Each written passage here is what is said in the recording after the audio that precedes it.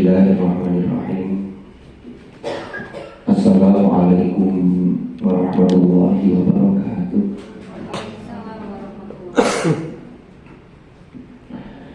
Alhamdulillahirabbil alamin. Wa bihi nasta'in ala umuri dunya waddin. Wassalatu wassalamu ala asyrafil anbiya'i wal mursalin Sayyidina Muhammadin wa ala alihi wa sahbihi ajma'in. Amma ba'd. Ingkang kawula hormati para asatidz, para alim, para ulama, para sesepuh, para bini sepuh, para hadirin dan hadirat peserta bimbingan manasik di Masjid Sabilillah. Mudah-mudahan majelis ilmu ini ditakdir oleh Allah menjadi majelis ilmu yang manfaat, yang barokah fid-din wad dunya wal akhirah.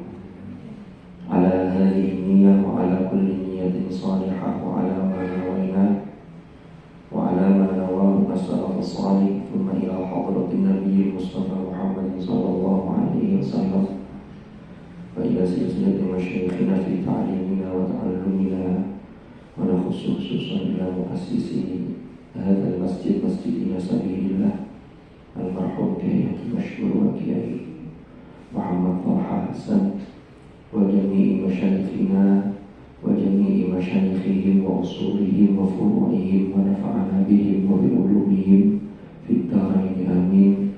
Al-Fatihah.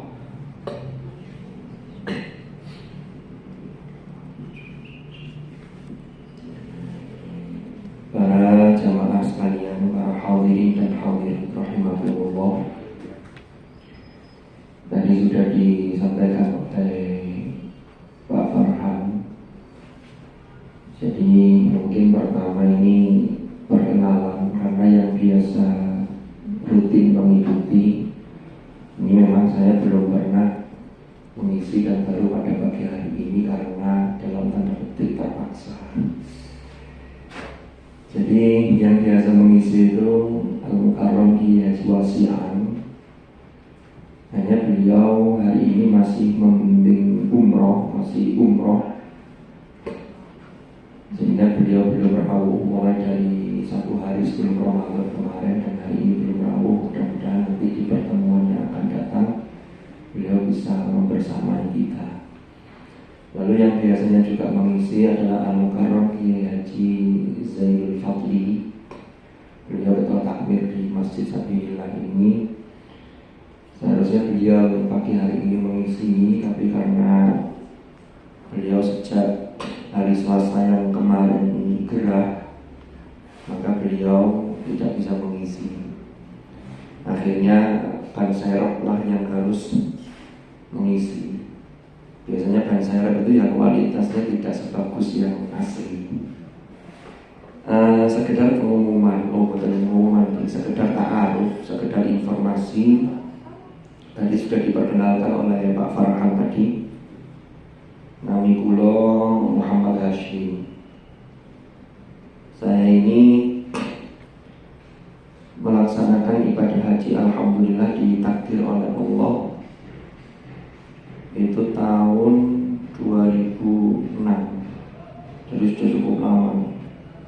2006 waktu itu saya menjadi petugas non-kloter atau yang disebut dengan PPIH, dan di sana 2,5 bulan, bahkan hampir 3 bulan tapi tidak sampai. Karena saya waktu itu ditugaskan di Makkah, di Dagar Makkah. Yang masuk Makkah itu sebelum jamaah gelombang 1 itu masuk Makkah, dan tentunya setelah jamaah kloter gelombang 2 itu ke Madinah. Jadi cukup lama. Lalu umroh tahun 2014, setelah itu lama tidak ke sana lagi. Mudah-mudahan nanti bisa berangkat lagi, juga saran dengan panjenengan semua. Amin ya rabbal alamin. Jadi kemarin saya mengikuti sertifikasi pembimbingan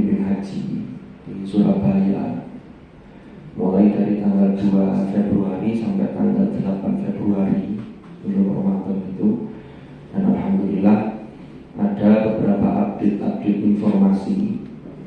Karena kan perjalanan haji itu apalagi menjadi pembimbing, ini dinamikanya luar biasa.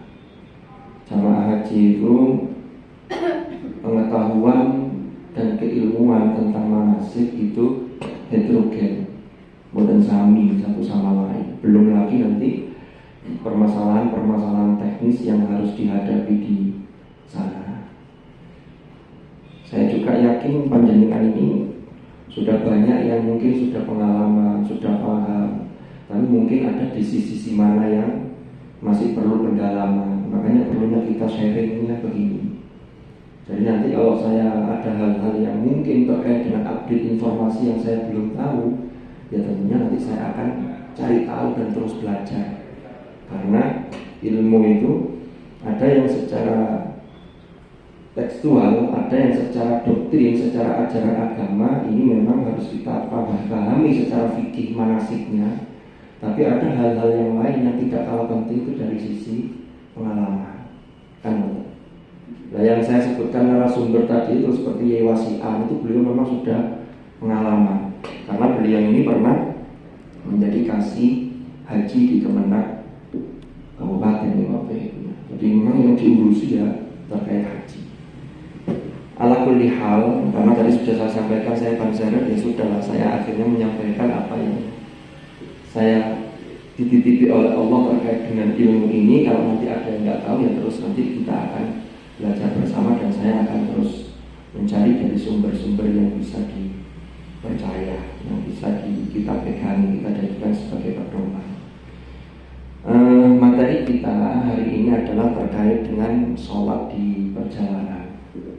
Ini gambarnya pesawat Saudi Airlines. Kalau yang dari Surabaya itu memang embarkasi Juanda itu, ini pesawatnya menggunakan Saudi misalnya. Itu terkait dengan kontraknya dan lain sebagainya. Karena memang yang Garuda yang besar itu dulu itu landing di Surabaya itu tidak bisa karena landasannya, terkait dengan landasan pacunya. Sehingga masing-masing embarkasi itu ada hitungannya sendiri-sendiri, ada selisih tapi tidak banyak biasanya. Sebelum kita masuk ke materi tentang sholat di perjalanan, kita ingin mencoba untuk masuk dari bagaimana sih sesungguhnya ibadah yang diwajibkan oleh Allah, apalagi ini terkait dengan ibadah haji. Ada satu riwayat yang dikutip oleh seorang mufassir, seorang ahli tafsir, di dalam kitab beliau yang judulnya Al-Muharrar Al-Wajiz. Nama ulama tersebut adalah Imam Ibnu Athaillah. Imam Ibnu Atiyah, maaf. Beliau ketika menjelaskan ayat yang ada dalam surah Al-Hajj. Jadi di Al-Quran itu ada satu surah namanya surah Al-Hajj. Allah berfirman, A'udzu billahi minasyaitonir rajim. Wa adzim fin nasi bil hajji ya'tuka rijalan wa 'ala kulli dhamirin ya'tina min kulli fajjin 'amiq. Itu ada di ayat ke-27. Ayat ini para rawuh, para hadirin, para jamaah sekalian, itu adalah Allah mengkisahkan di dalam Al-Quran ketika dulu pertama kali haji itu disyariatkan kepada Nabi Ibrahim. Kan haji itu syariatnya Nabi Ibrahim. Wa adzim finnas. Jadi Nabi Ibrahim itu diperintahkan untuk menyeru kepada semua umat manusia bil hajj, yaitu terkait dengan menunaikan ibadah haji. Kemudian setelah mendapatkan perintah ini, Nabi Ibrahim itu bertanya kepada Allah, ya Allah, kula niki nyeru damel sinten? Saya ini menyeru untuk siapa? Karena waktu itu orang yang beriman itu ya tidak ada, di sekelilingnya masih belum ada. Ya, jadi hanya Nabi Ibrahim bersama dengan istrinya yang bernama Hajar dan putranya yaitu Nabiullah Ismail. Jadi ini setelah Nabi Ibrahim itu meninggikan bangunan Ka'bah. Akhirnya diceritakan oleh Imam Ibnu Atiyah ini, Nabi Ibrahim diperintah, sudah tugasmu hanya menyeru. Selanjutnya itu urusanku, itu kata Allah. Wah, Nabi Ibrahim naik ke atas sebuah bukit yang namanya Jabal Qubais. Menyerulah Ibrahim itu. Maka lanjutannya ayatnya kan, wa anzim fin nasi bil haji ya'tu karijala. Ya'tu karijala itu Allah. Maka niscaya mereka orang-orang itu akan datang kepadamu memenuhi seruanmu wahai Ibrahim atas perintahku, kata Allah, rijalan, dengan berjalan kaki, wa ala kulli dhamir, dan juga ada yang datang itu sambil naik unta yang kurus. Jadi dhamir itu unta yang kurus, yang terus pokoknya apa caranya saya iso tutup kono.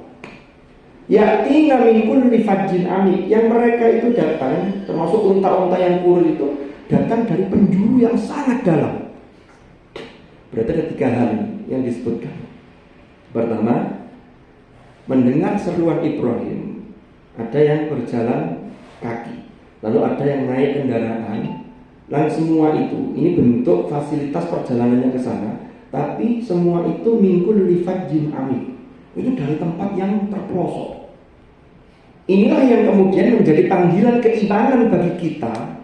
Kalau orang keimanannya baik, itu pasti punya keinginan, punya kerentak itu. Ketika ada saudara kita yang haji, itu mesti dalam hati kita begini, ya Allah, aku lo kapan dengan timbangnya gitu. Kalau yang sudah pernah ke sana, ya Allah, ingin balik lagi. Itu panggilan keimanan yang luar biasa. Lah cuma nanti setiap orang itu takdirnya berbeda-beda. Ada yang seumur hidup pernah ke sana 1 kali haji umroh, ada yang cuma bolak-balik. Nah itu sudah soal jatah masing-masing, itu kita tidak bisa ngirain. Ada yang berangkatnya itu dengan cara ini, dengan cara ini. Makanya tadi disebutkan yaitu kali rijalan, itu jangan kita artikan secara literal bahwa ini jalan kaki. Ada, ya ternyata ada juga kalau tempatnya tidak jauh, atau ada juga haji backpacker kan, nonton gitu dan seterusnya. Wa ala kulli dhamir, tapi intinya adalah haji ini satu panggilan yang itu merasuk ke dalam sanubari kita.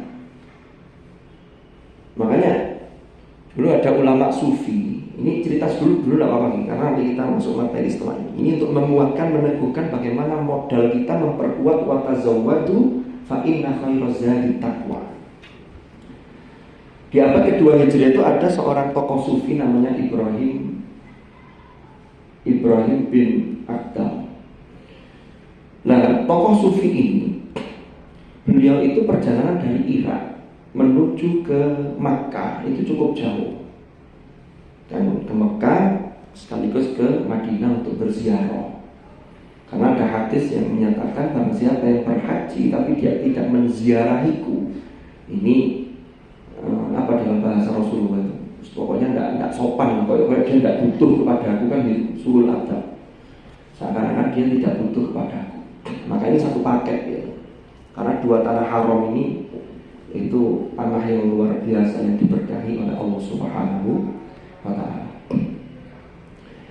Ibrahim bin Adham ini datang dari Irak.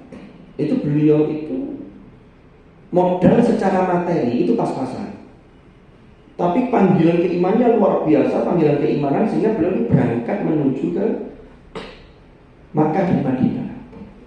Kendaraannya ditumpangi itu bomir tadi, jadi unta yang kurus terus ditumpangi. Penderek-penderek beliau, termasuk jamaah beliau, ini kan tokoh sufi, itu melihat beliau itu selalu ceria, melakukan perjalanan yang sangat melelahkan.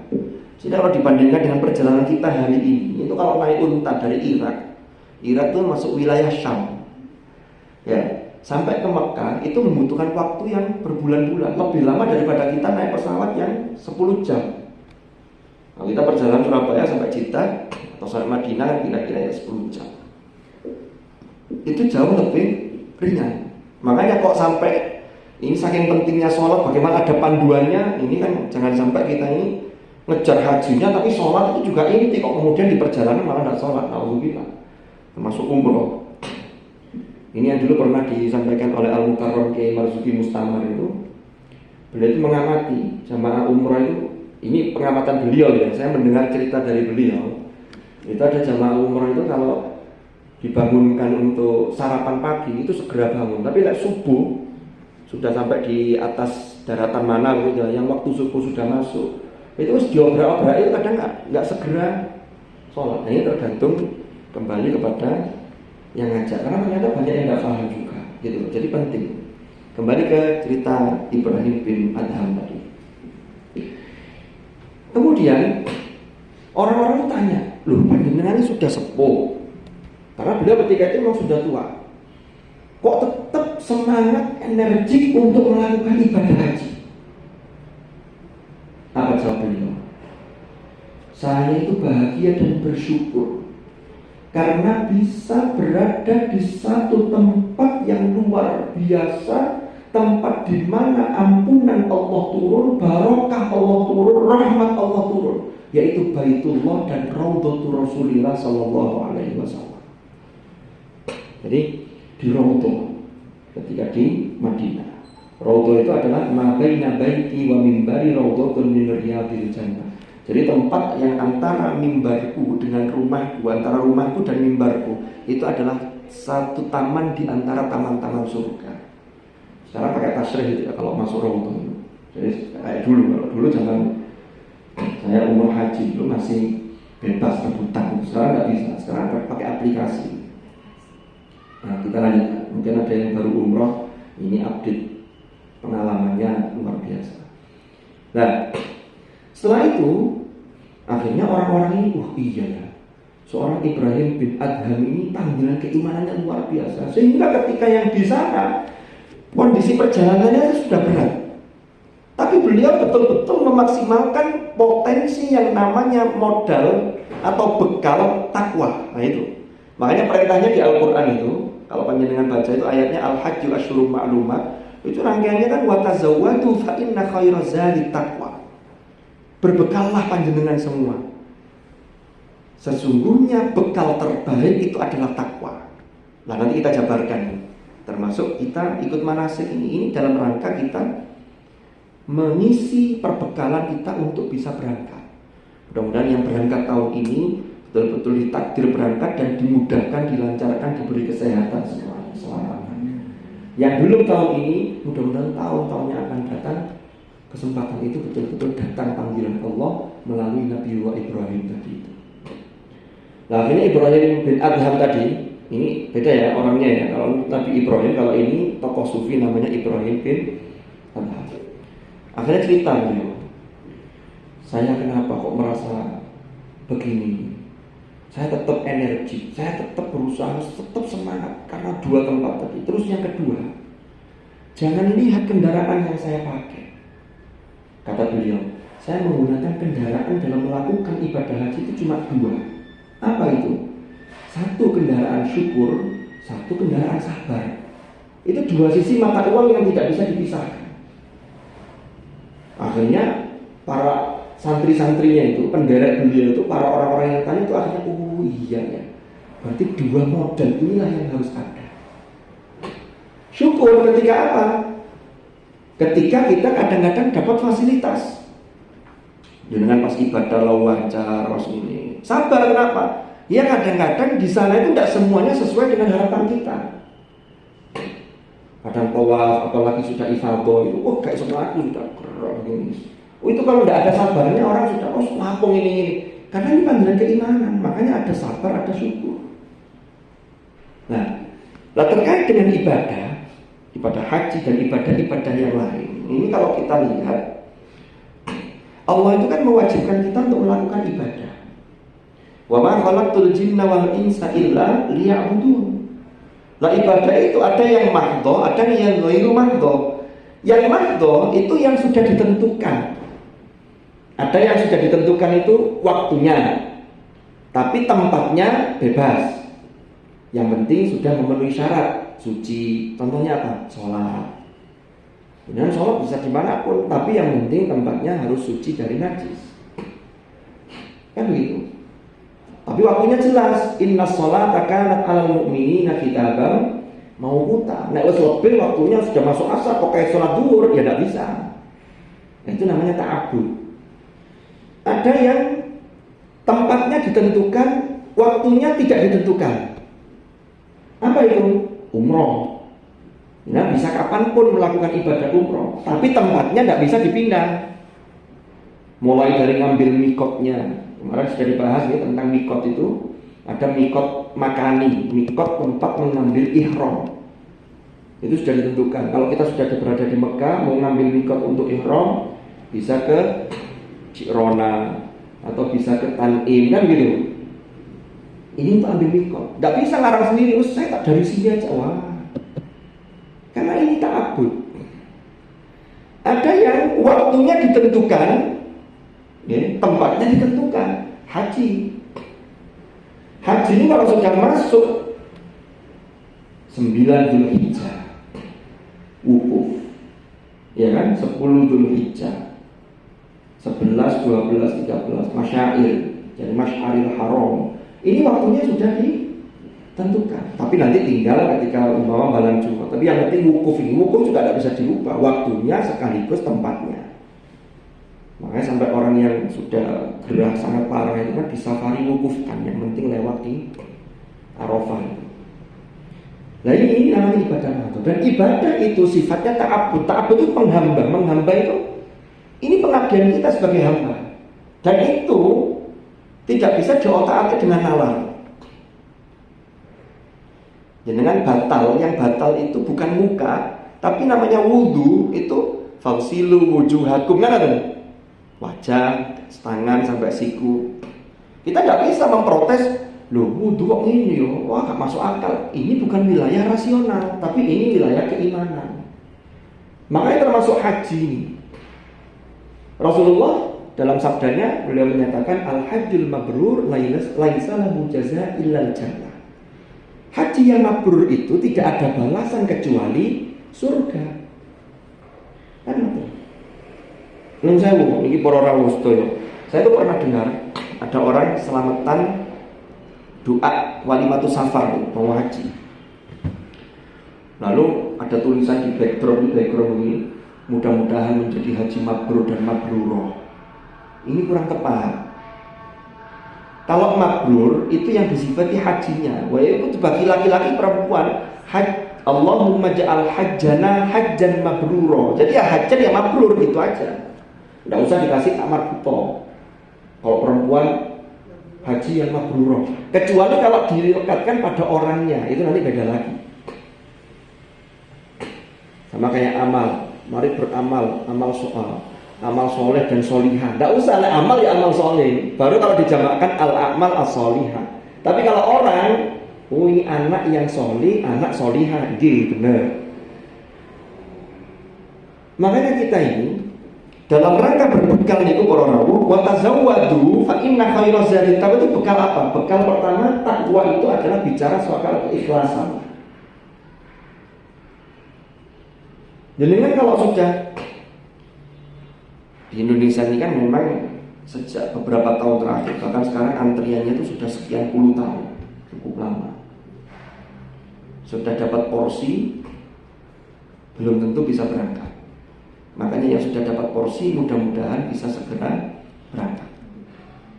Ini lagi-lagi soal panggilan tadi itu, wa adzim finnas bil haji ya'tuka rijalan. Semoga panjenengan sakit berangkat sedaya sehat, istitoah, baik istitoah maliyah, istitoah jasmaniyahnya. Ini mudah-mudahan. Nah, pertama bekal itu apa? Inilah bekal yang namanya keikhlasan.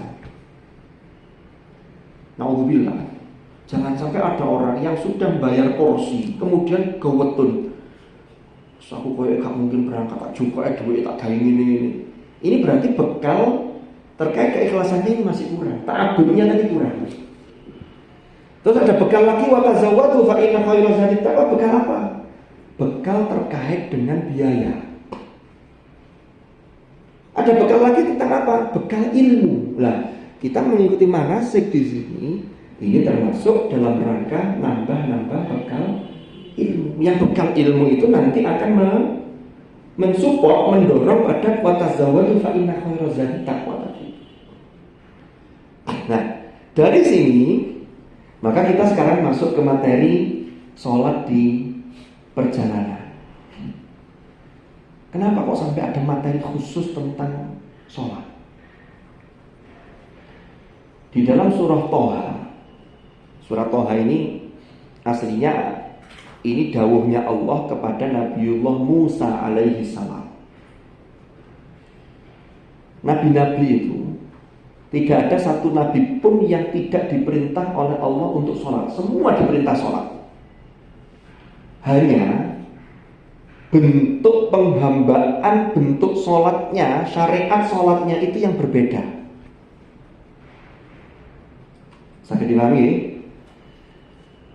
Nabi Musa diperintah sholat. Bentuk sholatnya seperti apa? Wallahu a'lam. Nabi Sulaiman diperintah sholat. Tapi Nabi Sulaiman itu sholatnya hanya berdiri saja. Makanya ketika beliau itu wafat dalam kondisi berdiri sambil ditekan itu tongkat. Itu pasukannya termasuk golongan itu tidak tahu kalau beliau itu wafat dalam kondisi sholat, karena sholatnya berdiri tok. Baru tahu itu ketika tongkatnya sudah dimakan rayap. Akhirnya tongkat itu rapuh, tersungkur. Itu diabadikan dalam surah Saba. Falamma qadayna 'alaihi al-mauta ma dallahum 'ala mautihi illa dabbatul ardi ta'kulu min sa'atah. Nabi Isa sholat. Wa awsani bis sholati waz zakati ma dumtu hayya. Nabi Musa sholat. Diperintah oleh Allah setelah mendapatkan wahyu, diperintah innani anallahu la ilaha illa ana fa'budni wa aqimis sholata li dzikri. Kalau kita lihat sejarah tahun 9 Hijriah. 9 Hijriah itu setelah Fathu Makkah. Fathu Makkah tahun 8 Hijriah. Tahun 9 Hijriah itu posisi umat Islam itu sudah kuat. Rasulullah wafat tahun 11 Hijriah bulan Rabiul Awal. Nah, tahun 9 Hijriah itu banyak kabilah-kabilah di Arab itu yang menemui Rasulullah untuk bertanya tentang Islam. Sampai ada namanya kabilah Thaqif itu tanya ke Rasulullah begini, minta negosiasi. Karena Islam kan sudah kuat, sehingga mereka itu kalau mau nantang umat Islam, nantang Islam itu agak pikir-pikir, karena posisi termasuk pasukan perangnya itu sudah kuat. Kabilah Thaqif itu tanya begini pimpinannya, ya Muhammad, kami mau masuk Islam, tapi tolonglah kami dikasih dispensasi. Apa dispensasinya? Ya apa caranya cek mlebu Islam ini gak ada sholat. Terus kami juga belum siap untuk puasa, belum siap untuk zakat. Apa jawab Rasulullah? La khaira fi dinin la sholata fi. Tidak ada kebaikan iku maujud. Itu kalau diartikan pondokan. Tidak ada kebaikan yang ada dalam agama yang tidak ada sholatnya di dalam agama tersebut. Hadis ini bisa dipahami begini. Nek ana agama tidak ada sholatnya, maka tidak ada kebaikan. Atau ada orang beragama, kok dia tidak sholat, tidak ada kebaikan. Karena sholat itu imaduddin, ini tiangnya agama. Makanya urgensi sholat itu seperti ini. Dulu ada yang memberikan ilustrasinya kan. Rukun Islam itu, rukun kan sendi-sendinya Islam, kan ada 5. Itu diibaratkan kita ini memegang agama ini. Ini hanya contoh nih, remote ini. Umpama ada orang yang tidak istitoah sehingga tidak bisa haji. Kalau semuanya kepingin ya kepingin, semuanya punya panggilan keimanan. Ini lepas satu ini. Kalau orang tidak puasa, bukan meninggalkannya bukan karena meyakini bahwa puasa itu tidak wajib. Kalau meyakini puasa tidak wajib, bahaya. Ini bisa kufur. Umpama karena dia fasik, malas dan lain sebagainya, lepas. Tidak zakat, lepas. Berarti tinggal sholat sama syahadat. Kalau sholat ditinggalkan, yang ini dilepas, apa yang terjadi? Jatuhlah agama itu. Makanya sholat itu imaduddin. Inilah kenapa kok sampai ada materi ini pentingnya sholat itu. Tapi insya Allah di pesawat itu kan, kalau haji itu kan satu kloter ini semua kelompok terbang satu pesawat ini kan semuanya tujuannya sama.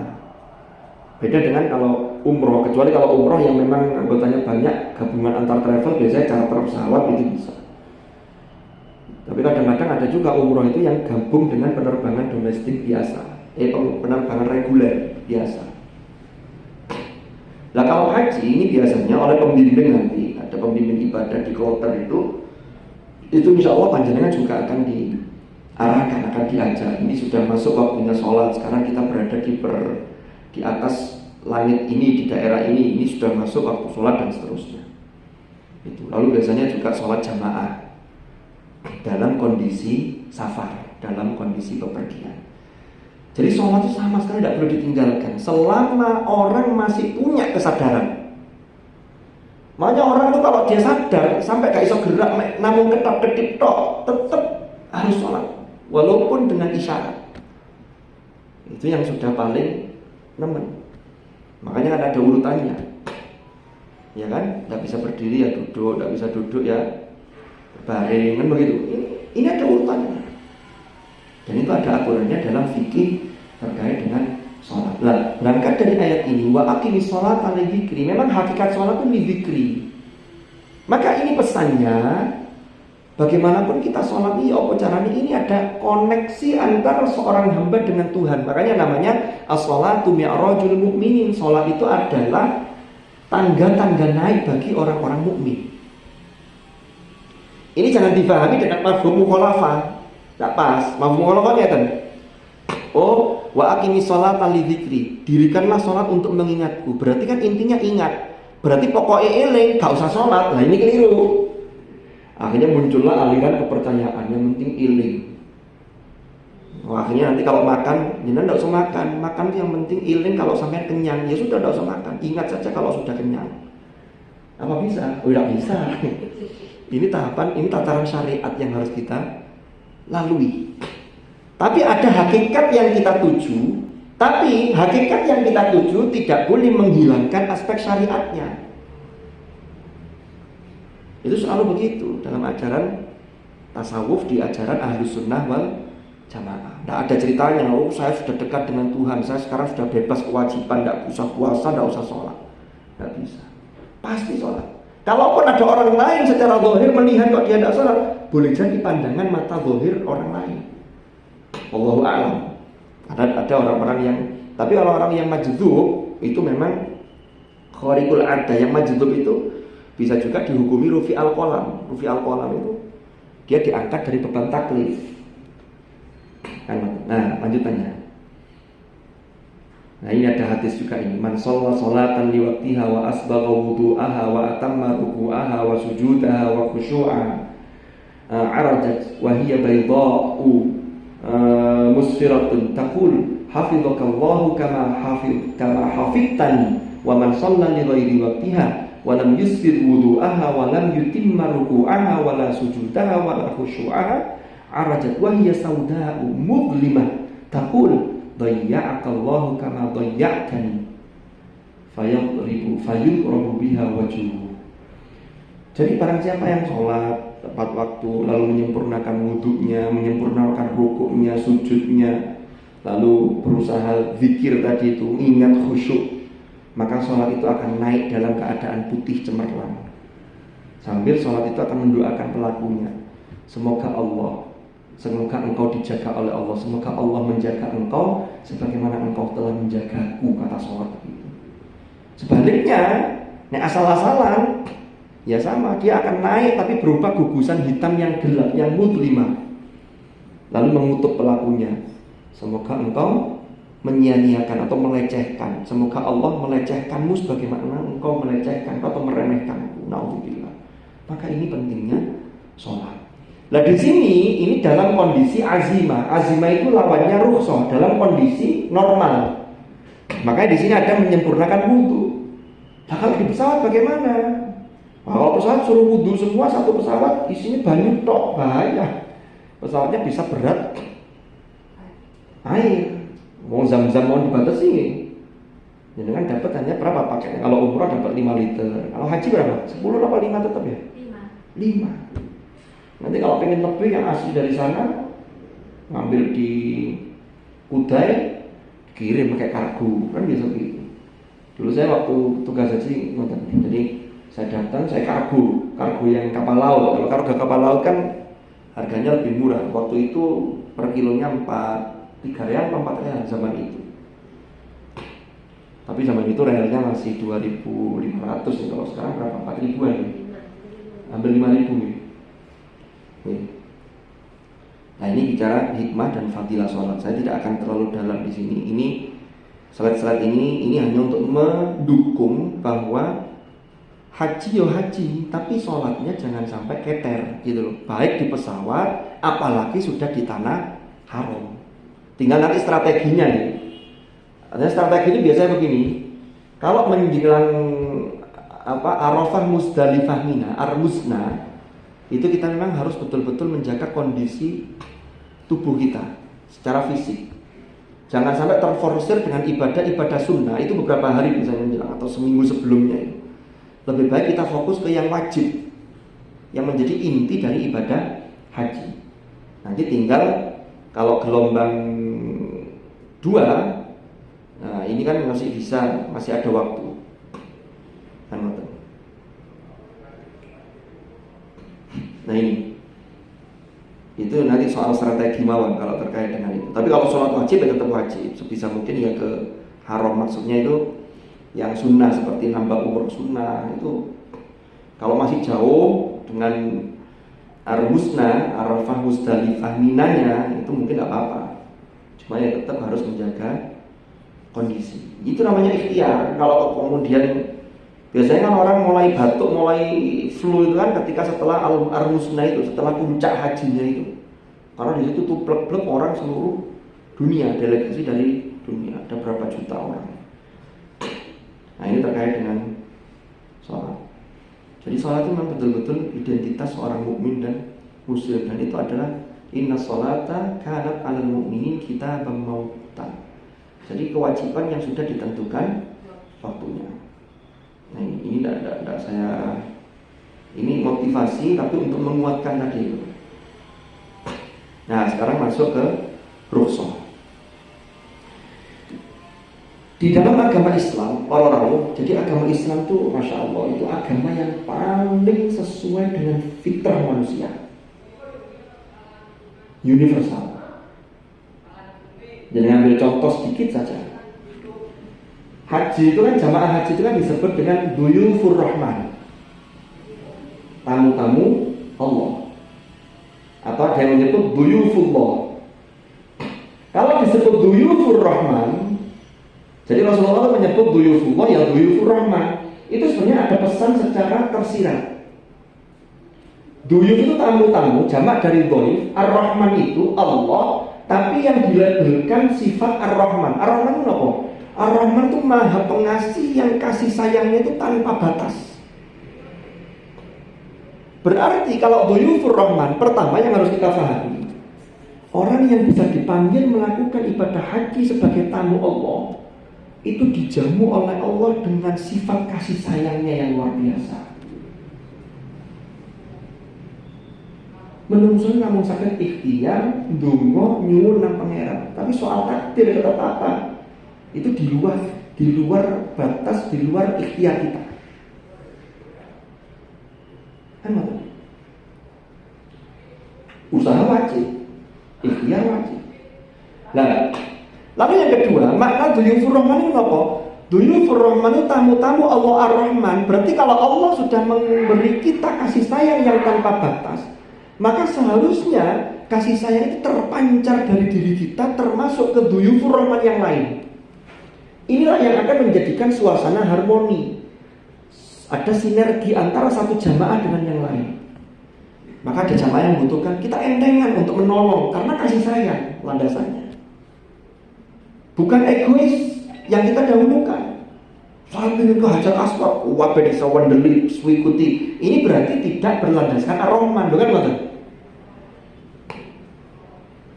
No, kan kalau bapak-bapak memang disunahkan mencium Hajar Aswad, tapi kan tetap tidak boleh menyakiti diri sendiri, tidak boleh menyakiti orang lain. Dalilnya jelas, la dororo wala diroro. Orang itu tidak boleh menyakiti diri sendiri, membahayakan, apalagi juga membahayakan orang lain. Kalau ibu-ibu malah tidak dianjurkan dalam kondisi ketika musim haji. Wah, karena luar biasa. Memang bisa ketekan orang-orang yang besar-besar itu. Makanya sampai ketika kita mulai dari rukun Hajar Aswad, kan tawaf dimulai dari situ. Lalu hitungannya juga nanti dari situ satu, kan gitu. Bismillahirrahmanirrahim. Cukup isyarat. Jadi kita juga harus bisa mengukur kondisi kita. Kenapa? Karena landasannya Ar-Rahman itu wau. Paham ya? Jadi Dhuyufur Rahman itu aspeknya luas. Makanya tahun kemarin yang tema jamaah haji Indonesia itu, tema yang diusung pemerintah itu kan jamaah haji ramah lansia. Itu yang muda-muda itu memang harus, Masya Allah, itu juga ngewangi untuk apa namanya? Karena sifat Ar-Rahman tadi itu. Tapi insya Allah ini ada regulasi ada perbaikan regulasi atau terkait dengan itu. Karena kalau memang ternyata ya itu tadi, katanya jamaah yang masih muda-muda itu artinya mungkin kalau kan tidak ada yang mendampingi kan, yang sepuh-sepuh itu, jadi tanpa pendamping. Akhirnya iya kalau merawatnya sehari 2 hari, lah ini selama haji, bukan siapa-siapa. Masya Allah, memang ujiannya yang tahun kemarin luar biasa. Tapi ganjarannya ini luar biasa. Jadi ini soal regulasi. Nah, ini kan termasuk regulasi itu dampak dari banyak hal, termasuk dari dampak ketika pandemi itu kan, ketika tidak ada pengiriman jamaah haji, lalu kemudian mulai dibuka, tapi kuotanya masih terbatas. Masa apa itu? Pasca pandemi itu ya. Apa istilahnya itu? Nggih, setelah itu ada istilahnya itu. Terus kemarin mulai besar dan ini ditambah lagi kuotanya ini kan. Ada penambahan 20 ribu jamaah. Maka mungkin jenengan ini sing antrian ini roto bisa cepat maju, dan ketika wayai pelunasan dimudahkan oleh Allah. Ini yang kita memohon kepada Allah. Nah, kembali ke materi. Nah, Dhuyufur Rahman itu yang datang itu kan macam-macam. Ono sing teko niku jamaah haji ini sewehat. Tapi ada yang bawa datang itu sudah punya sakit diabetes, ada yang sakit ini, ada yang ini, dan seterusnya. Tapi selama kan ada kriteria istitoah secara jasmani, itu kan ada kriterianya. Kalau sekarang kan tidak bisa bermain ya. Kalau sekarang kan langsung aplikasi yang menentukan. Jadi langsung diinput biodata tentang kesehatan kita, langsung nanti keluar hasilnya. Ya sudah istitoah atau enggak. Kalau istitoah amaliyah bisa melunasi amaliyah, tapi kan harus dilihat istitoah yang lain. Karena ini juga harus diperhatikan, nanti jangan-jangan kasihan temannya, yang satu regu, yang satu rombongan, kan itu jadi repot. Tapi tetap manusia ini bagian dari ikhtiar, kan? Nah, tamu yang datang ke sana itu suguhannya itu universal. Jangan tahu suguhan yang paling universal apa? Yang tidak ada dimanapun kecuali hanya ada di Makkah. Zam-zam. Zam-zam itu barokahnya doa dari Sayyidah Hajar. Jadi ketika beliau itu ditinggalkan oleh Nabi Ibrahim hanya dengan putranya yang namanya Ismail. Kalau dengan baca kitab Qisasul Anbiya, Imam Abdul Fida Ibnu Katsir itu hanya mengutip riwayat, ternyata Nabi Ibrahim itu ketika meninggalkan Sayyidah Hajar itu hanya ditinggali bekal itu 1 kantung kurma, sama 1 kantung air. Saya akan sanggup panjenengan naik haji. Kan nanti juga dapat cashback ya, living cost berapa real gitu. Itu dari panjenengan bayarkan itu. Terus nanti di sana sudah catering, ya kan? Gak mikir. Sayyidah Hajar enggak, ditinggalkan di satu lembah itu. Nabi Ibrahim pulang lagi ke Hebron di Palestina. Lalu bekal cuma itu, padang pasir, dan ketika itu belum ada air. Yang dalam bahasa Al-Quran dinyatakan begini, Nabi Ibrahim doa, Rabbana inni askantu min dzurriyyati biwadin ghairi dzi zar'in inda baitikal muharram. Yang di situ tidak ada tanamannya. Namanya tidak ada tanaman, tidak ada air, Pak, Bapak Ibu, tidak ada air. Tapi dekat dengan Baitullah. Ini lagi-lagi keimanan. Makanya sebelum Hajar ditinggalkan oleh Ibrahim itu tanya kan Hajar, Mas, jenengan ini serius mau meninggalkan saya dengan anak teman yang masih kecil ini? Tega banget, mau bahasa sekarang begitu. Nabi Ibrahim tidak bisa menjawab. Tapi karena ini perintah Allah, akhirnya sampailah pada Hajar itu bertanya begini, Allahu amaraka bidza. Apakah Allah yang memerintahkan panjenengan untuk meninggalkan kami dalam hal ini? Nabi Ibrahim menjawab dengan tegas, na'am. Disitulah Hajar yakin, idzan huwa lan yudayyi'ana. Oh, kalau begitu pasti Allah tidak akan menyia-nyiakan kami. Keyakinan inilah yang harus kita tanamkan dalam diri kita. Lagi dengan haji, gak usah mikir sih di oma. Terus bismillah, Allah tidak akan menyia-nyiakan termasuk yang ditinggal di tanah air. Kadang-kadang enggak ini akan terbawa. Sampai sana aku wopo jaluk mulai durung makani PT. Ya Allah. Ya ini kembali lagi ke persiapan tazawwadu tadi loh. Jadi persiapan bekal keikhlasan, bekal takwa, bekal hartanya, bekal modalnya, bekal ilmunya, itu harus semuanya disiapkan. Makanya orang mau haji itu, bagaimana caranya kita itu memperbaiki diri, tapi ada progres. Jangan cul-culan, babah yang ini kayak budal di kono semono-mono, itu akhirnya di sana tidak optimal. Wes antri ini suwe, bayar larang, di sana tidak optimal kan emang. Lawang sholat di Masjidil Haram itu 100.000 kali lipat fadilahnya, pahalanya. Tapi jangan diartikan bisa mengkonversi. Saya sudah sholat selama di sana berapa kali, berarti saya nggak usah sholat sekian tahun. Ya boten. Kalau wajibnya tetap wajib gitu. Nah, Zam-zam itu universal. Kan Hajar tadi itu, akhirnya perbekalan habis, beliau tidak berpangku tangan, naik ke atas sofa, melihat kelihatannya ada air, dilihat lagi sana. Ini hanya fata morgana ternyata. Itulah yang kita napak-tilasi menjadi ibadah sa'i dalam rangkaian haji dan umroh kita. Dan ketika itu Hajar sudah berusaha yang luar biasa. Jadi kalau personama sofa itu diambil dari makna akar kata lembut, bening, jernih.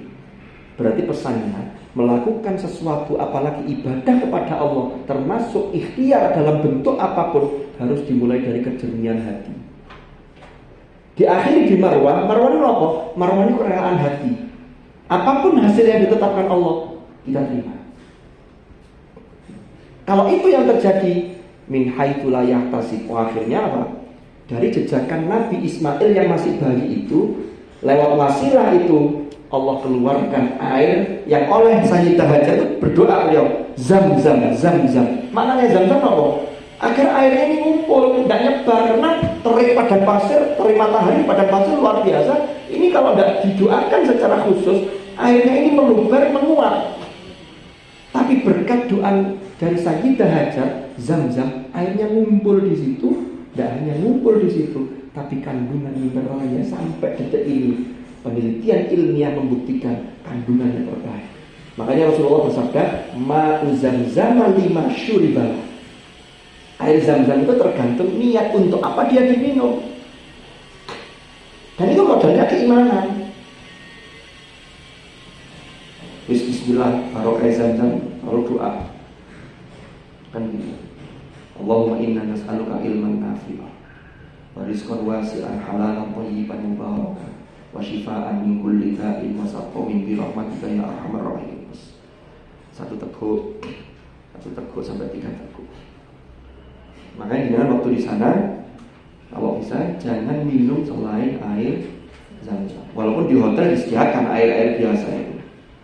Cuma nanti tinggal pilihannya. Katanya kalau untuk menjaga kondisi tubuh kita, kalau pas cuaca musim panas ya tetap jangan minum yang dingin, karena kan zam-zamnya tersedia, ada yang pakai dingin, ada yang biasa. Nah, jadi zam-zam itu suguhan yang universal, bisa diberikan kepada siapapun. Orang yang sehat semakin sehat, orang yang sakit bisa diniati buat combo. Seandainya suguhan itu tidak universal, ya repot. Umpama suguhannya soft drink, kan tidak semua orang suka minum minuman yang ada berkarbonasi kan begitu. Tapi zam-zam itu bisa diminum siapapun. Jadi agama Islam itu paling tepat sesuai dengan fitrah bawaan kita. Karena apa? Karena Allah yang menurunkan ajaran agama ini, sehingga Allah paling tahu tentang kebutuhan manusia. Bersuci saja, urusan bersuci saja, itu pakai air. Kalau tidak ada air nanti pakai, kalau bersuci ya poharo ya, dengan debu. Dan dindimu naik kalau banyu debu mesti ono. Karena debu itu kan mulai dari yang tampak di padang pasir atau yang tidak kelihatan. Ini kita kan kalau pagi ada matahari, ini kalau ketok, ini ada debu kecil-kecil ini. Makanya termasuk Allah ciptakan di hidung kita ini ada saringannya, ini kan untuk menyaring. Mata ini ada hidupnya, ada alisnya, Masya Allah. Jadi ajaran Islam yang paling pas. Termasuk kalau bersuci dari najis, ya ini menggunakan air. Kalau tidak ada air menggunakan yang lain, umpama terkait dengan istinja menggunakan batu. Atau sekarang bisa dikonversi tisu. Itu ulama-ulama kontemporer itu menyatakan itu sah dan itu bisa. Seperti di pesawat kan tidak ada batu, tapi disediakan tisu, tapi tisu khusus untuk toilet. Kita lanjutkan. Nah, maka dari itu ketika Allah menetapkan aturannya, syariatnya, itu ada dalam kondisi yang normal, ada dalam kondisi yang tidak biasa. Nah, yang tidak biasa itulah yang kemudian Allah berikan yang namanya rukhsah. Rukhsah itu apa? Rukhsah itu adalah kemurahan Allah, kemudian Allah memberikan kemudahan kepada hambanya. Itu namanya rukhsah. Nah, terkait dengan perjalanan haji, di antara rukhsah-rukhsah yang diberikan oleh Allah itu adalah kebolehan bagaimana kita ini menjamak sholat. Sebenarnya tidak hanya haji saja, karena kita bepergian pun kalau sudah memenuhi syarat itu bisa menjamak sholat. Apa jamak itu? Jamak itu menggabungkan dua sholat, yaitu dari 4 waktu itu. Zuhur gandengannya dengan asar, maghrib gandengannya dengan isya. Subuh tidak ada gandengannya, maka sholat subuh tidak bisa dijamak. Dan jamak itu bisa di waktu yang pertama atau di waktu yang kedua. Kalau di waktu yang pertama namanya jamak takdim. Kalau di waktu yang kedua melakukan sholat zuhur di waktu akhir namanya jamak takhir. Tapi dalam mazhab Imam Syafi'i, kalau jamak takhir itu sudah ada niat dalam hati, nanti saya sholat jamak takhir. Jadi sudah diniatkan. Itu sebagai bentuk ikatan komitmen sebagai orang beriman. Itu kalau jamak. Sholat niatnya itu redaksinya macam-macam. Ada yang usolli fardhu zuhri majmu'an ma'al asri, takdiman atau takhiran. Ada yang jam'at takdimin, jam'at takhirin. Kalau nanti diringkas jadi dua-dua, berarti ada qasron, dikosor lillahi ta'ala. Tapi kalau dengan kesulitan melafadzkan niat, yang penting ketika takbiratul ihram, Allahu Akbar, seret masuk ke dalam niat panjenengan, kula niat sholat jamak zuhur kali asar, sah. Nah, ini redaksinya, talafutnya ini yang saya sebut yang macam-macam. Tapi intinya sama. Kalau qasar meringkas, tapi hanya ada 3 sholat yang bisa dikosor. Maghrib kan tidak bisa dikosor, apalagi subuh. Subuh wis loro dikosor pisan wae. Entek, wong subuh wis loro. Kadang kita kalau sholat sendirian tuh yang dipilih ayatnya itu yang paling pendek. Begitu. Lalu yang ketiga, ini bagian dari rukhsah. Tapi ingat dong ya, sholat jamak dan qasar itu kalau ini selain jamaah haji ya. Kalau jamaah haji mesti niatnya haji, mesti niatnya baik. Kalau niatnya maksiat, maka rukhsah qasar dan jamak itu tidak berlaku. Maksiat itu begini, naudzubillah, ada orang yang profesinya itu sebagai pencuri. Dia sudah berencana dalam 3 hari ke depan dia mau beroperasi di daerah Sumatera. Dari Malang ke Sumatera itu kan sudah memenuhi jarak tempuh untuk boleh mengkosor. Tapi karena berangkatnya niatnya mau mencuri, maka rukhsah tidak diberikan. Jadi Gusti Allah, kok enak niatnya maksiat kok kemudian mengambil keringanan, mengambil kemudahan. Kemudahan itu hanya diberikan Allah kepada hamba-hambanya yang niatnya baik. Bukan maksiat bisafar. Tapi kalaupun maksiat fisafar masih boleh jamak. Fisafar itu maksudnya tidak niat dari awal, di tengah perjalanan ketemu maksiat, kemudian ingat ya Allah. Haji itu niatnya sejak awal, tidak ada yang niat maksiat.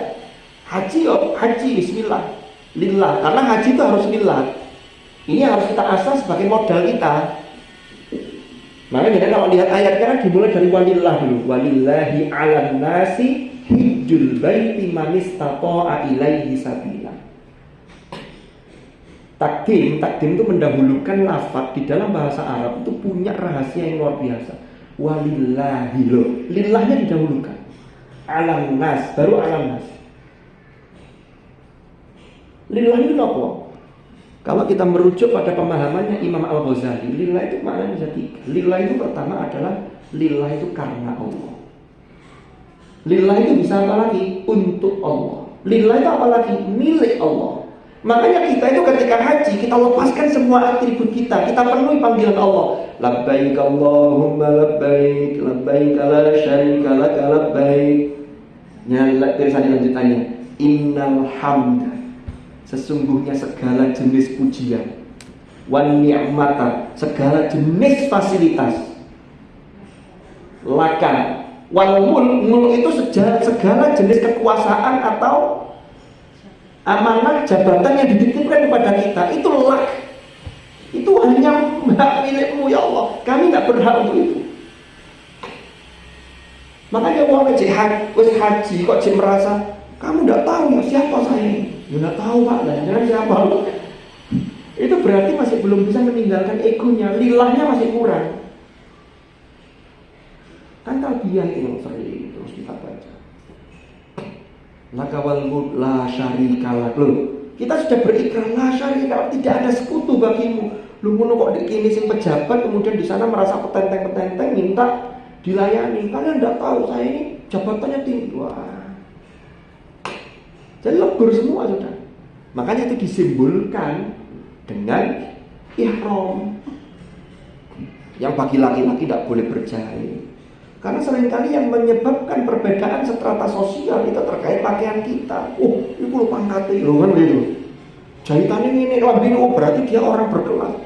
Begitu sampai sana, wis kabeh bebetan kain putih mek loro, namun kali yang mau apa? Kalau ibu-ibu tidak apa-apa percaya. Kan betul. Nah ini kembali lagi ke lillah tadi. Nah, rukhsah yang paling penting yang harus kita pahami, ini sholat di atas kendaraan. Kendaraan apa? Ya namanya haji ya pesawat.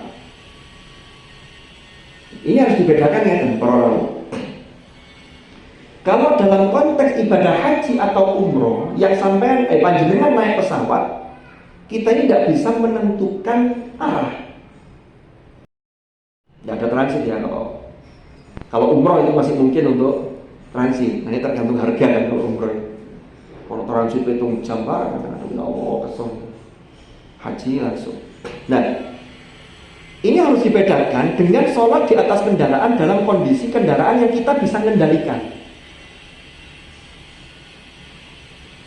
Kalau pesawat kita tidak bisa mengendalikan, maka fa'aina ma tuwallu fa thamma wajhullah, itu yang dipakai dasarnya. Jadi kan sholat mengikuti duduk menghadap ke arah depan pesawat itu, pokoknya mengikuti arahnya itu boleh, itu rukhsah. Tapi kalau panjenengan umpama perjalanan dari Jombang ke Malang naik mobil sendiri, maka tidak boleh kemudian saya sholat di atas kendaraan. Padahal kan mobil kan bisa kita kendalikan, mobil pribadi. Tapi yang mandek dhisik kan gitu. Nyari masjid itu kalau memungkinkan. Kalau tidak ya madhep kiblat, tetap jihadul kiblat. Nah ini kalau dalam konteks ibadah haji, maka boleh sholat di atas kendaraan, di atas pesawat. Lah nanti jenisnya, ini nanti kita jelaskan. Bagaimana hukumnya sholat di atas kendaraan itu? Apakah kita harus i'adah, mengulang atau tidak? Kalau kita merujuk pada pendapat Imam Syafi'i,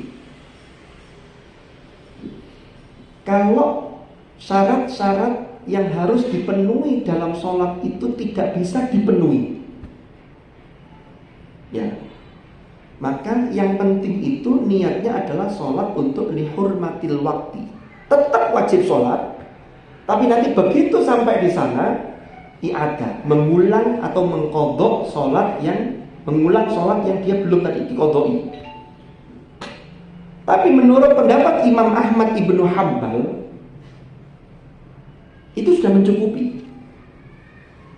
Jadi tidak lagi lihurmatil wakti, tapi tidak usah mengqadha. Lah, ulama-ulama kontemporer termasuk yang ada di panduan Kementerian Agama itu, kalau kita sudah sholat di atas pesawat, maka itu sudah dianggap mencukupi.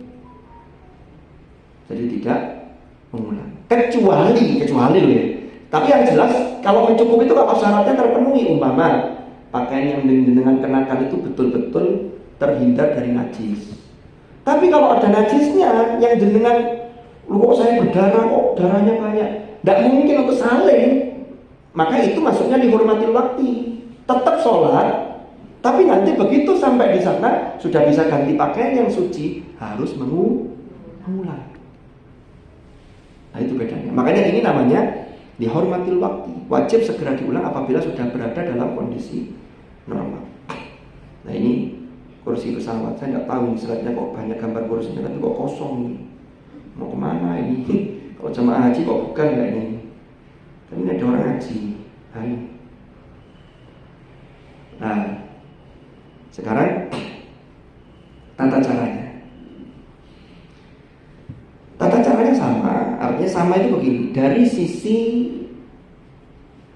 syarat sahnya, jenengan harus tutup aurat, harus suci dari hadas. Nanti kita bahas yang suci dari hadas, bagaimana bersucinya. Suci dari najis, ini tetap harus dipenuhi.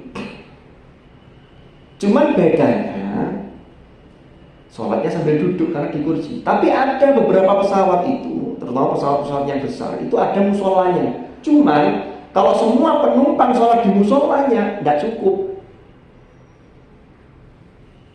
Kalau yang sholat di musola ya gerakannya biasa, seperti sholat berdiri biasa. Insya Allah tidak berdiri kok. Karena kan duduk atau berdiri sama-sama di atas awan, di atas udara ya.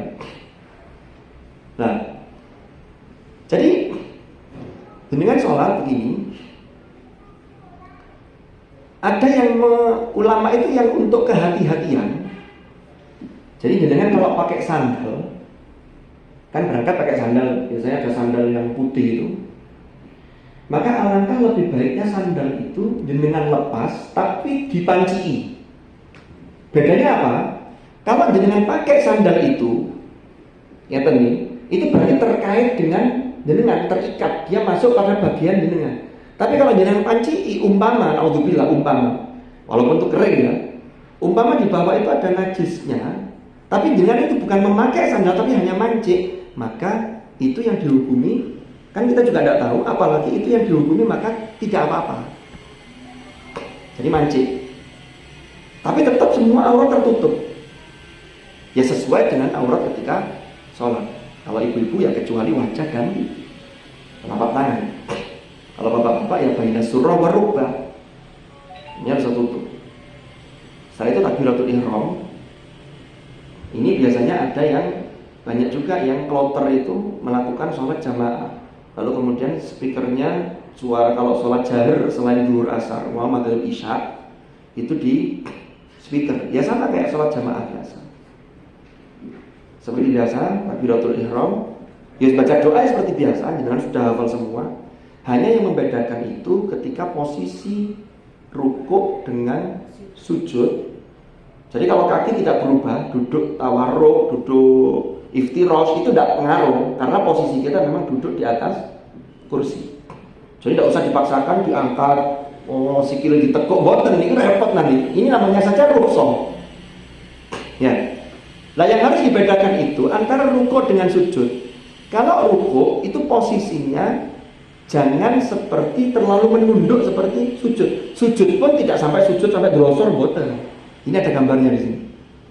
Nah, ini kalau rukuk cukup separuh sini. Jadi kalau ini diukur segitiga ini berapa derajat ini kira-kira?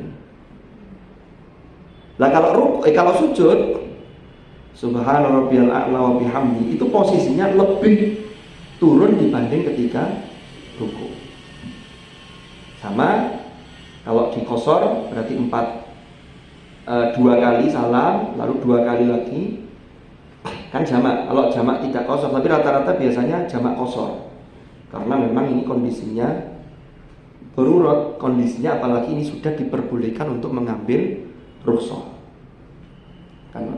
Nah, sholat tadi kan sudah disampaikan bahwa sholat itu tetap harus memenuhi syarat sahnya. Nah, syarat sahnya itu harus dalam kondisi suci. Nah, kalau sucinya dengan cara berwudu, maka tidak mungkin. Kalau perjalanan 10 jam itu pasti akan lewat waktu sholat. Kalau tidak sholat, tidak boleh. Karena sholat tadi sudah kita sampaikan di depan, sholat itu adalah kewajiban yang menempel pada setiap orang mukmin dan itu tidak bisa ditawar. Tapi ada rukhsah. Kan maksud? Sehingga solusinya apa? Tayamum. Tayamum itu makna secara bahasa itu maknanya menyengaja. Dalilnya mana? Surah Al-Maidah ayat 6. Ya ayyuhalladzina amanu idza qumtum ilas salati faghsilu wujuhakum wa aydiyakum ilal marafiqi wamsahu bi ru'usikum wa arjulakum ilal ka'bayn. Wa in kuntum junuban fattahharu wa in kuntum marda aw ala safarin aw jaa'a ahadun minkum minal ghaiti aw lamastumun nisaa falam tajidu ma'an fatayammamu sa'idan tayyiban famsahu biwujuhikum wa aydikum min al-ayat.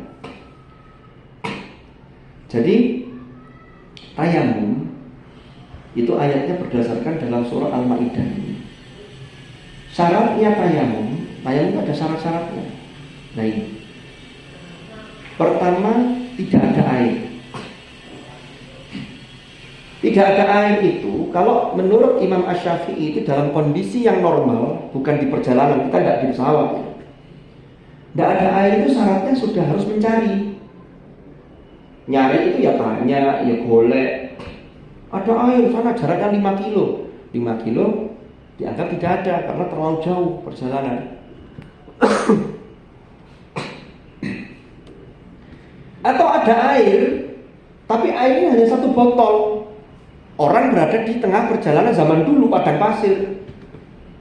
Kalau dulu kan tidak ada. Kalau sekarang orang bepergian itu sedikit lagi ada Indomaret, umpamanya. Mohon maaf ya, tidak bermaksud menyebut merek. Sedikit lagi ada ini. Jadi air itu banyak sekali, air mineral itu yang bisa kita beli. Zaman dulu tidak ada. Atau yang kedua adanya uzur. Uzur itu bisa berupa sakit yang nggak boleh terkena air menurut dokter. Atau uzur itu bisa jadi seperti ketika bepergian di pesawat itu. Bisa jadi yang pertama memang nggak ada air. Kalaupun ada air itu hanya sedikit sekali. Kalaupun ada air untuk kebutuhan minum. Lah kalau dipakai wudu membahayakan, termasuk membahayakan penerbangan. Kan betul? Jadi ada uzur bepergian. Terus yang kedua, tayamum itu sudah harus masuk waktu sholat. Masih jam 10 atau jam 11 gak ada air, saya tak persiapan untuk sholat zuhur tayamum, tidak bisa. Harus masuk waktu sholat. Beda dengan wudhu, karena level tingkatannya, grade-nya itu antara tayamum dengan wudhu itu memang berbeda. Jadi kalau niat wudhu, nawaitul wudhu'a, terusannya kan liraf'il hadatsil asghar. Kalau mandi wajib nawaitul ghusla liraf'il, untuk mengangkat. Mengangkat itu menghilangkan. Jadi status hadas kita hilang. Tapi kalau tayamum itu bukan lirafil hadas, tapi listibahati sholat. Hanya sebagai privilege, sebagai izin dapat kartu boleh sholat. Tapi hadasnya sesungguhnya masih ada. Nanti kalau sudah dalam kondisi normal, dia tetap harus bersuci dengan air. Makanya ini hanya untuk membolehkan ibadah yang mensyaratkan suci. Sholat, tawaf, memegang mushaf dalam madhab Syafi'i. Terus yang keempat syaratnya fatayammamu sha'idan thayyiban, yaitu debu yang suci, debu yang baik. Bagaimana dengan di pesawat? Nah, nanti ada kita jelaskan. Nah, rukun tayamum itu ada niat, mengusap famsahu biwujuhikum, ya, wa aidikum min, mengusap kedua tangan sampai siku, dan yang terakhir itu adalah tertib, tidak boleh dibolak-balik, dan harus 2 tepukan untuk mengambil debunya itu. Nah, sekarang bagaimana dengan kondisi di pesawat? Kalau kita merujuk pada Imam Syafi'i, pendapat asalnya Imam Syafi'i itu mengatakan tayamum itu harus dengan debu. Debu yang tampak, dan itu debu itu dipastikan debu yang sha'i dan thayyibah, yang bagus, yang suci. Jangan sampai pasir yang sudah tercampur, mohon maaf, di situ banyak kucing berkeliaran sebagai tayamum. Nah, ini harus dilihat, harus diseleksi. Tapi bagaimana dengan di pesawat?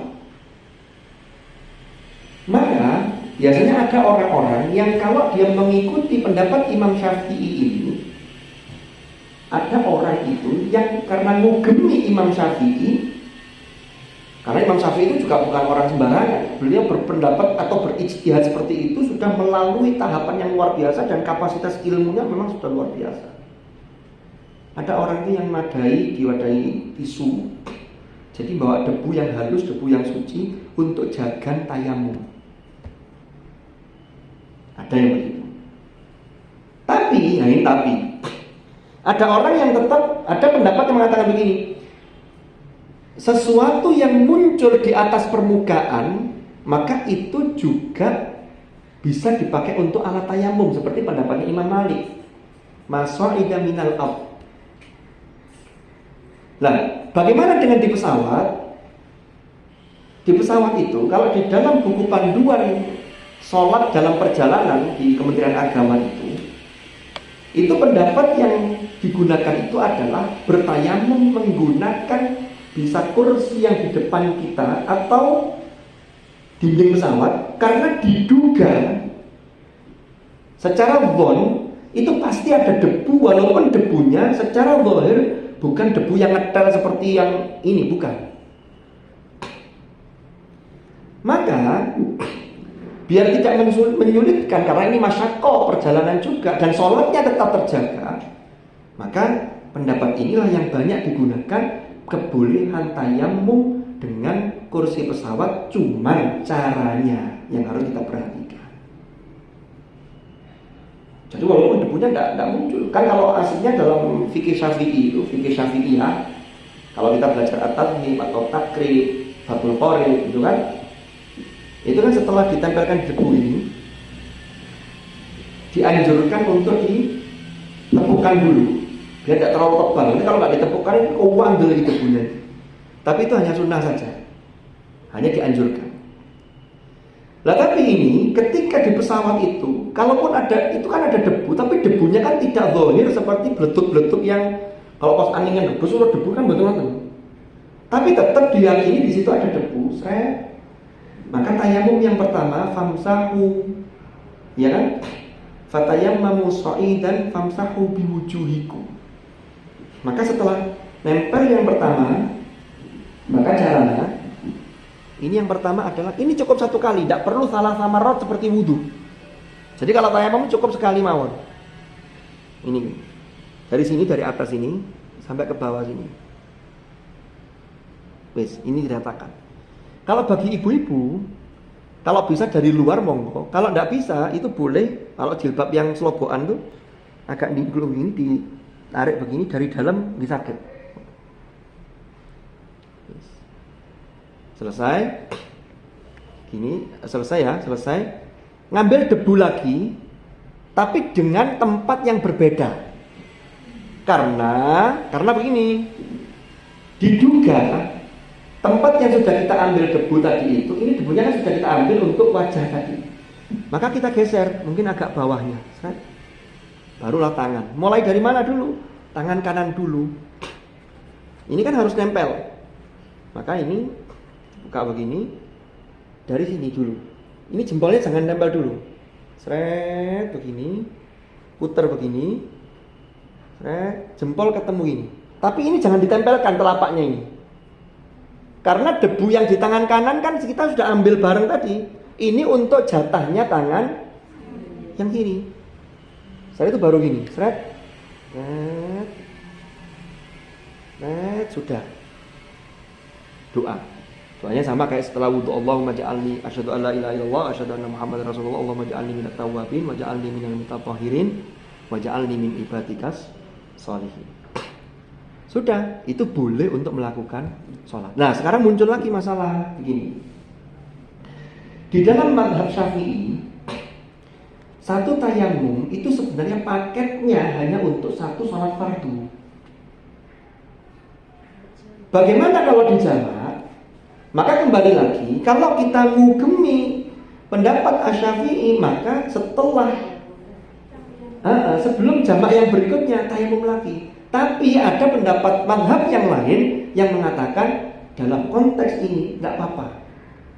Sehingga jamak itu kan sudah digabung menjadi satu kesatuan, sehingga langsung sholat jamak. Itu boleh. Jadi intinya agama Islam itu mengajarkan kemudahan. Yuridullahu bikumul yusra wa la yuridu bikumul usra. Tapi bukan berarti kemudahan itu kita kemudian meremehkan. Enggak. Beda antara gampang dengan kemudahan yang diberikan oleh Allah Subhanahu wa ta'ala. Lah. Tapi kalau umpama Imam Syafi'i ya, dengan kalau tayamum dalam kondisi biasa,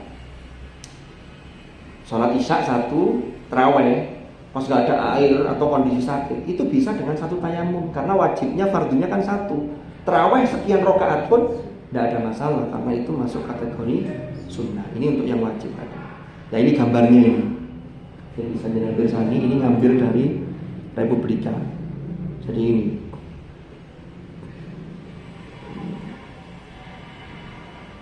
Ini bertayamum di pesawat.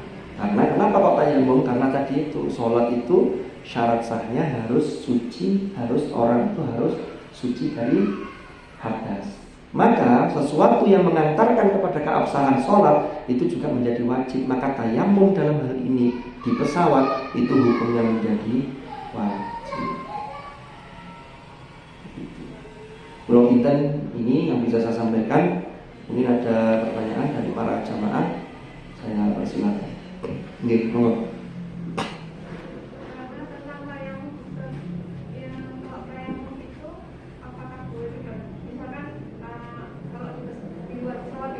Nggih. Transportasi darat lainnya. Jadi kalau tayamum boleh nggak digantikan kita bawa bekal dari rumah tidak kabur dari atau bagaimana cara memastikan itu suci? Itu yang pertama. Terus yang kedua, itu dulu tuh lupa. Nggih. Yang lain? Monggo, barangkali nanti pertanyaannya saling berkaitan bisa jawabannya satu saja. Biar tidak banyak-banyak. Betul kan? Nama yang lain menyusul. Oh, dan monggo itu.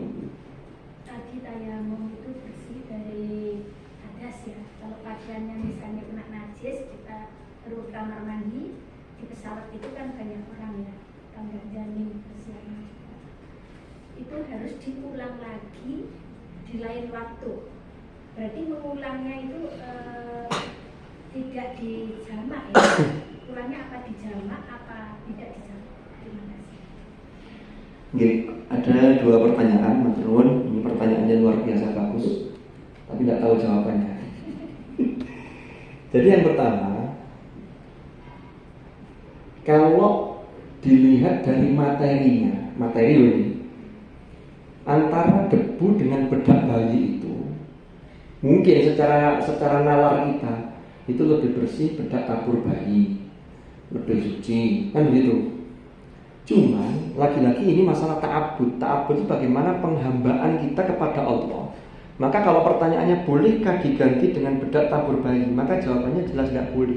Karena ayatnya fatayammamu sha'idan thayyiban, yaitu debu yang baik, yang suci, yang bersih. Nah, bagaimana kita memastikan debu itu bersih? Biasanya ada beberapa kriteria. Sesuatu yang bersih itu paling tidak secara fikih kita pastikan secara zahir tidak ada najis aini. Najis aini itu najis yang tampak secara zahir. Kalau ada debu kok kemudian mohon maaf ada kotoran kucing, itu secara zahir jelas jangan dipakai. Itu secara zahir. Kalau kemudian umpama kita tidak tahu kalau itu mau bekas apa, tapi kita menduga secara zon, secara kuat di sekelilingnya itu bersih, debu ini bersih. Lalu biasanya itu kan ngambil pasir atau debu khusus itu diayak sampai halus begitu. Itu dalam kondisi normal. Jadi bukan tanah yang kasar itu, enggak, itu diayak dulu untuk diambil sari jadi debunya itu. Karena di atas tanah-tanah itu kan ada debu. Biasanya kalau panjenengan pirsa itu debu yang untuk tayamum itu yang kayak itu loh. Pas angin gebes itu, moro di teras kayak ngeres itu, lah itu. Jadi bukan tanahnya tapi debunya. Jadi begitu. Jadi memastikannya itu pertama yang secara aini. Dan cari yang kering. Jangan cari yang basah. Tidak bisa, ini harus yang kering. Itu cara untuk memastikan. Jadi kalau digantol semua bedak, walaupun bedaknya seharga bedak bayi yang sangat mahal, yang merek Pigeon atau merek apa yang mahal saya tidak tahu ya, itu tetap tidak bisa. Kalau gitu nanti jadinya sudah tayamum, sampun tiga ibu kurang, bedakannya beda. Itu bukan tayamum. Karena tayamum maknanya menyengaja. Termasuk tayamum untuk mandi besar, sama bentuknya. Itu ada cerita sahabat Umar Ibnu Khattab radhiyallahu anhu. Pernah suatu ketika ada sahabat lain yang cerita ke Umar. Gara-gara apa? Dia sedang kondisi berhadas besar, junub. Tiba-tiba mau mandi, mau bersuci, tidak ada air. Akhirnya pakai nalarnya dia. Ini kejadian beneran ini. Di tanah itu gulung-gulung. Karena menganalogikan kalau wudhu itu kan hadas kecil. Lah kalau hadas besar, masa podo tayamumi. Maka gulung-gulung. Akhirnya badannya penuh dengan tanah, dengan debu. Akhirnya dia nyampaikan ke Umar. Oleh Umar dibawalah ke Rasulullah. Ternyata jawab Rasulullah, gini loh tayamum itu. Karena listibahati sholat, maka dalam keadaan untuk membolehkan sholat dari hadas besar atau kecil, bentuk tayamumnya sama. Tapi kalau kondisi normal, bentuk bersucinya beda. Itu antara hadas kecil dengan hadas besar. Kalau hadas kecil wudhu, kalau hadas besar harus dengan mandi besar, mandi wajib. Kalau kita, terus yang kedua, begini. Tentu tadi kan sudah kita jelaskan bahwa syarat sahnya sholat itu harus terpenuhi. Tapi kalau ada hal-hal yang tidak bisa terpenuhi karena kondisi darurat, maka bukan sholatnya yang ditinggalkan, tapi sholatnya tetap dilakukan. Tapi namanya dihormatil waktu. Kenapa? Karena syarat sahnya sholat tidak terpenuhi.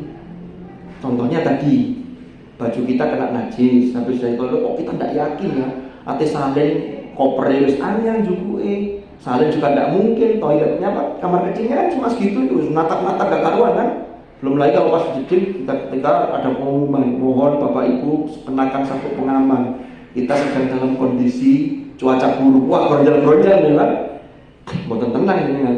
Maka kalau demikian adanya, ada dua pendapat.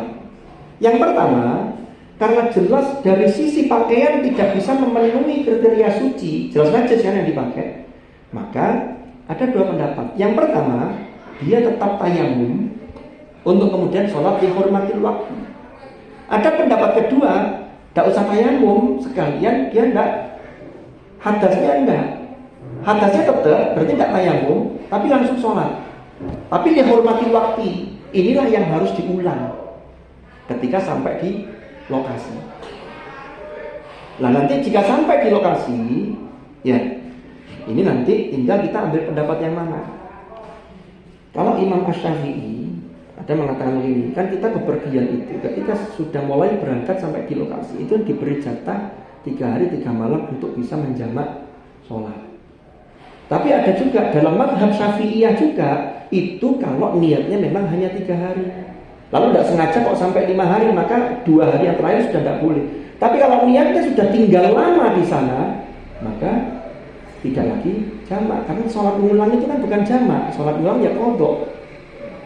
Maka sholat ulang tidak ada jamak, karena jamaknya rukhsahnya ketika di pesawat ini tadi. Maka yang ulangnya tidak boleh jamak.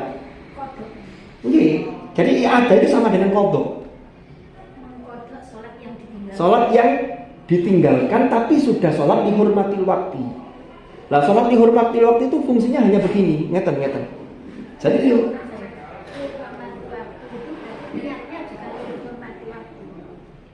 loh, menggugurkan kewajiban. Jadi gini, naudzubillah. Jadi dihormatil waktu itu umpama belum sampai di tempat yang normal, orang ini kemudian wafat, maka dia tidak punya tanggungan kewajiban sholatnya. Itu kelebihannya. Itu sekaligus untuk menunjukkan komitmen bahwa sholat itu betul-betul tidak boleh ditinggal sampai ada dihormatil waktu. Nah, kalau sudah sampai di Madinah, di Mekah, ya kita mengikuti, ya jangan lagi pakai jamak. Ya ke masjid, wong sholat. Lah apa harus di pondok kok dijamak? Kan kita di sana niatnya ibadah, bukan nyantai-nyantai. Kan maksudnya. Ya, jadi itu tadi mengulangnya ya utuh. Jadi buatan lagi dalam posisi digabung, bukan dalam posisi jamak. Oke.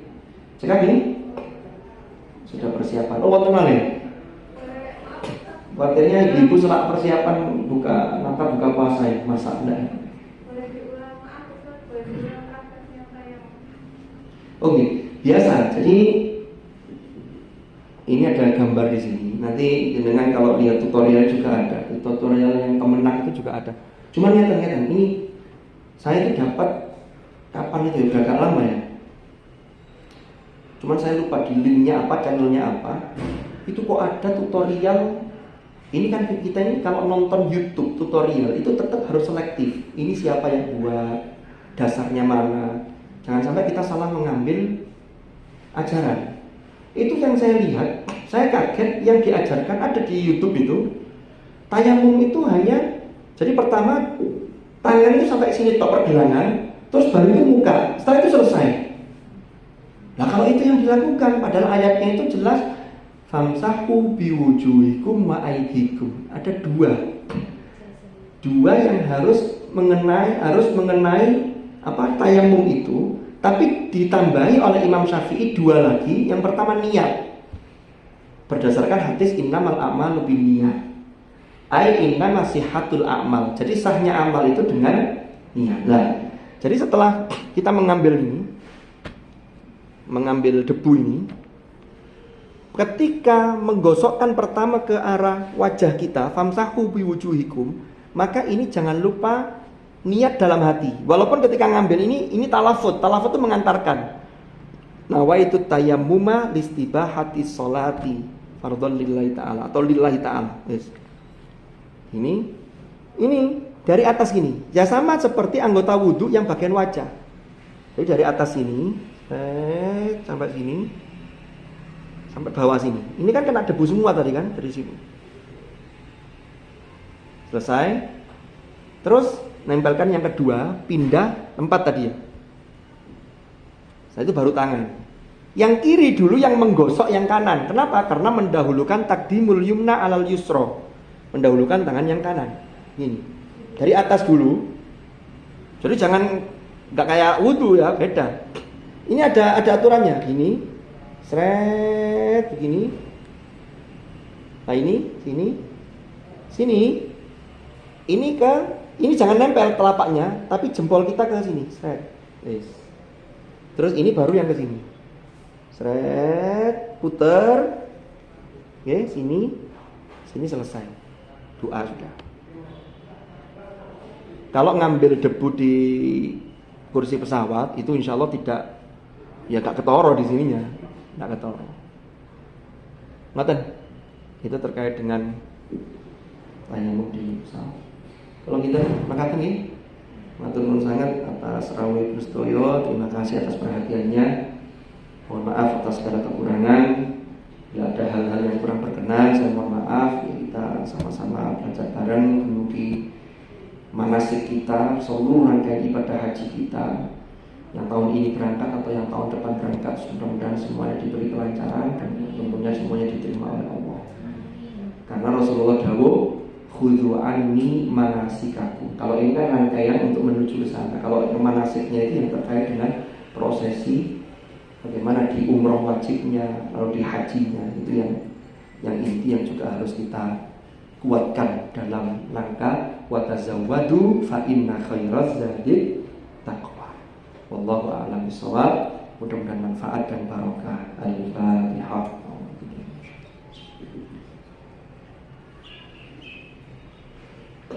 Bismillahirrahmanirrahim. Alhamdulillahirabbil alamin. Allahumma fa'alna ma 'allamtana wa bima 'allamtana wa 'allimna ma yanfa'una warzuqna ilman nafi'a. Allahumma ja'al ijtima'ana hadza ijtima'an marhuma wa tafarruqana min ba'dihi tafarruqan ma'suma wa la taj'al ma'ana wa fina shaqiyyan wa la mahruma bi rahmatika ya arhamar rahimin. Sallallahu ala sayyidina Muhammad walhamdulillahi rabbil alamin. Al-Fatihah.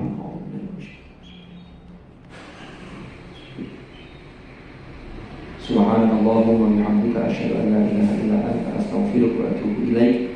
Sallallahu ala sayyidina Muhammadin walhamdulillahi rabbil alamin.